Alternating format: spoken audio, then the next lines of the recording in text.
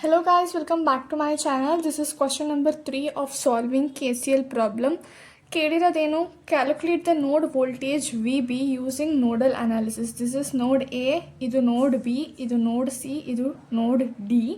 D is grounded ಅಂದರೆ voltage across node D ಬಂದು 0 ಇರುತ್ತೆ. ಓಕೆ, ಸೊ ನಮಗೆ ವಿ ಬಿ ಕೇಳ್ತಾ ಇದ್ದಾರೆ. Again current I1, I2, I3 ಈ ನೋಡನ್ನ ಬಿಟ್ಟು ಹೋಗ್ತಾ ಇದ್ದಾವೆ. ಸೊ ಲಿವಿಂಗ್ ಕರೆಂಟ್ಗಳು. ಸೊ ಲಿವಿಂಗ್ ಕರೆಂಟ್ ಇದ್ದರೆ ನಾವು ಅದನ್ನು ಪಾಸಿಟಿವಲ್ಲಿ ತೊಗೋತೀವಿ, right? So apply KCL at node B ಅಂತ ಬರ್ತು I1 plus I2 plus I3 is equals to 0 ಅಂತ ತಗೋತೀವಿ. Okay, next I1 current VB minus 6 volt, VB minus 6 volt, ಇವೆರಡರ ಮಧ್ಯದಲ್ಲಿ ಬರೋ resistance 10 Ohm's.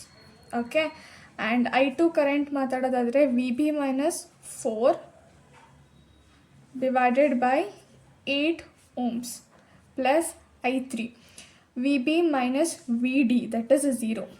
VB minus 0 divided by 6 ohms.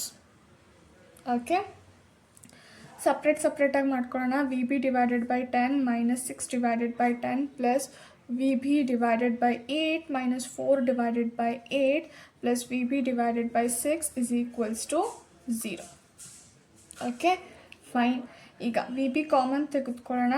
1/10 plus 1/6 plus 1/8 minus 6 divided by 10 minus 4 divided by 8 is equals to 0. V B ಇದನ್ನು calculate ಮಾಡಿಕೊಂಡ್ರೆ you will get 47 divided by 120 minus ಇದನ್ನು calculate ಮಾಡಿಕೊಂಡ್ರೆ minus 11 divided by 10 ಅಂತ ಬರುತ್ತೆ.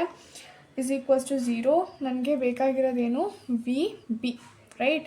So V B is equals to plus 11 divided by 10 into reciprocal ಆಗಿ ಹೋಗುತ್ತೆ 120 divided by 47 multiply ಮಾಡಿ divide ಮಾಡಿದ್ರೆ you will get 2.808 volts. Okay,